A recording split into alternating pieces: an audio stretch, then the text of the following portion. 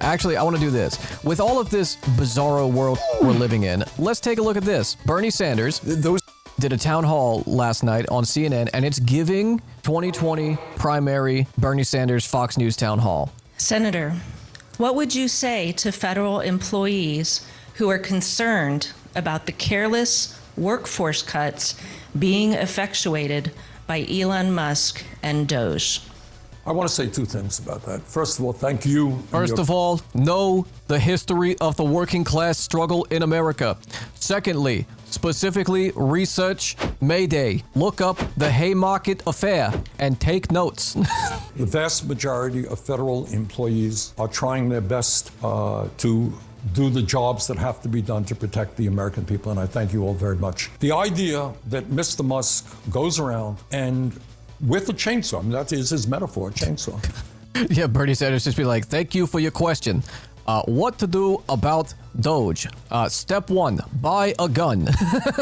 Like, that'd be crazy. Slashing jobs all over the place, telling people based on nothing that they have poor performance records. I'm sorry, I thought this was America. Throwing them out into the street is outrageous. But I want to say something else, above and beyond. And by the way, I was just on the floor a few hours ago.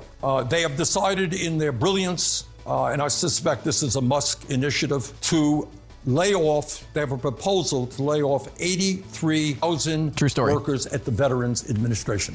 Got that? So we made a commitment to the men and women who put their lives on the line that we were going to provide them with the best quality health care that we could.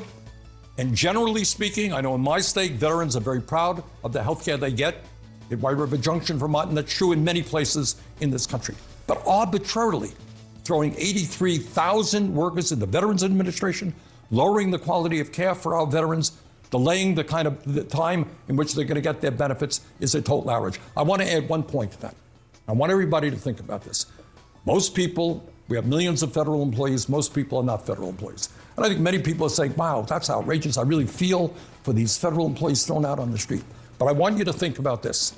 If Musk can do this to federal employees, some of whom are in unions, some of whom work for years, what do you think he's going to be doing when artificial intelligence and robotics comes for your job?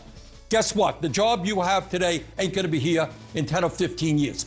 And you think Musk and his friends are saying, oh my goodness, how do we protect American workers from the explosion in technology that we're seeing? They don't give a damn about you. If this is what they could do to federal employees, think about what they could do to people in the private sector. So bottom line there is I am not a Luddite. I think technology... I wish he was so old. I wish he wasn't so old, you mean? I mean, Bernie is kind of an exemplar of, a phrase we've been using a lot. Right, but too early. And I feel like right, but too early is also a bit of a misrepresentation because it's right, but no one listened to you.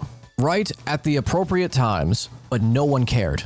Just always correct. Not necessarily on, foreign policy. That is one of his shortcomings. Bernie Sanders' career, Christ, is just yelling at people. And when voters are listening, they're like, yeah, you're right.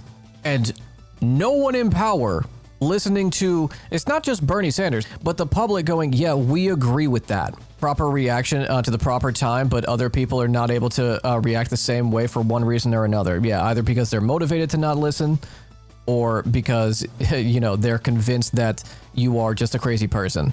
Trump just started speaking. The country's making approximately... We'll get back to Bernie in a second. So that was a fucking lie. ...dollars a day. And when you think of it, we've never done that before. Never come close to it. And the number is probably $3.5 billion a day. And that makes us a very strong country. But we have Scott here and Howard and some of the people that are working on deals. And the biggest problem they have is they don't have enough time in the day. Everybody wants to come and make a deal. And we're working with a lot of different countries. And it's all going to work out very well. I think it's going to work out really very well. But we're in good shape. There's no inflation. There's very little inflation. Breaking China and Europe. I went 4 years European Union have begun negotiations to eliminate EU tariffs on Chinese electric vehicles. It's Jover. And others, taxes in China. It's Jover. We're taking back the canal. China's had too much influence. Obama and others let them creep in.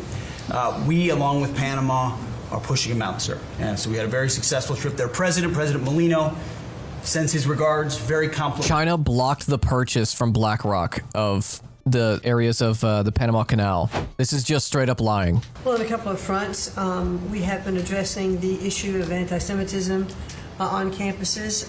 There's been some grant funding and contract funding that we've reviewed. Linda McMahon in the room right now? What the fuck? So weird. Oh. Oh my god. Chat. Oh my god. Could it be? Could it be? It's him. It's him. The legends are true. The legendary, undefeated heavyweight champion of WWE. The coffin is coming down from the ceiling. I don't believe what I'm seeing right now. If only. If only.